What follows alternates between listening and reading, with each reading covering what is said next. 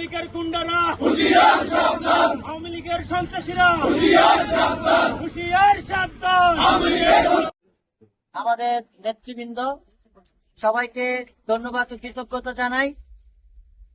আপনারা সবাই জানেন, বিগত 5ই আগস্টে ছাত্র জনতার গণ অভ্যুত্থানের পর 17 বছরের স্বৈরাচারিণী শেখ হাসিনা পালিয়ে গিয়েছে।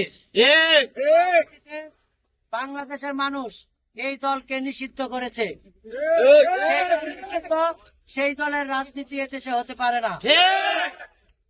আপনারা জানেন, বর্তমানে বাংলাদেশে একটি স্থিতিশীলতা অবস্থান করছে। এই অবস্থানকে বিভিন্নভাবে ভিন্ন খাতে নেওয়ার জন্য ফ্যাসিবাদ এবং ফ্যাসিবাদের দোসররা বিভিন্ন ধরনের ষড়যন্ত্র করছে, বিভিন্ন ধরনের অপপ্রচার চালাচ্ছে। তারা চায় বাংলাদেশের মানুষ যেন শান্তিতে না থাকতে পারে। আমরা মনে করি যে আমরা যারা রূপগঞ্জের বিএনপি নেতাকর্মী রয়েছি, আমাদের নেতা বিএনপির ভারপ্রাপ্ত চেয়ারম্যান তারেক রহমানের নির্দেশনায় আমাদের রূপগঞ্জের মাটি ও মানুষের প্রাণের নেতা জনাব মুস্তাফিজুর রহমান ভূঁইয়া দীপু ভাইয়ের নেতৃত্বে আমরা রূপগঞ্জের প্রতিটি এলাকায় সতর্ক অবস্থানে রয়েছি।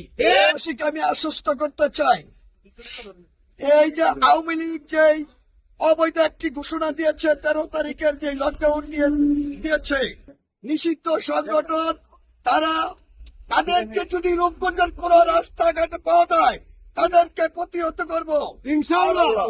আর আমি একটি কথা বলতে চাই, রূপগঞ্জের গণমানুষের নেতা মুস্তাফিজুর রহমান দীপু ভূঁইয়ার সাহেবের নির্দেশে আমরা রাজপথে আছি, থাকবো, আওয়ামী লীগকে প্রতিহত করবো যদি কোন অরাজকতা সৃষ্টি করে। আজ 13 নভেম্বর লকডাউন যে ঘোষণা দিয়েছে, অবৈধ ঘোষণা দিয়েছে, এই অবৈধ আওয়ামী লীগ বাংলার রূপগঞ্জ ইউনিয়নে আমরা তা প্রত্যাখ্যান করেছি এবং রূপগঞ্জের বিএনপি এবং অঙ্গ সংগঠনের নেতৃবৃন্দ আমরা একসাথে আছি এবং আমরা থাকব এবং সামনে আওয়ামী লীগের নিষিদ্ধ আওয়ামী লীগকে মোকাবেলা করবো ইনশাল্লাহ। কেটিভি বাংলা, বিশ্বের চোখে বাংলাদেশ।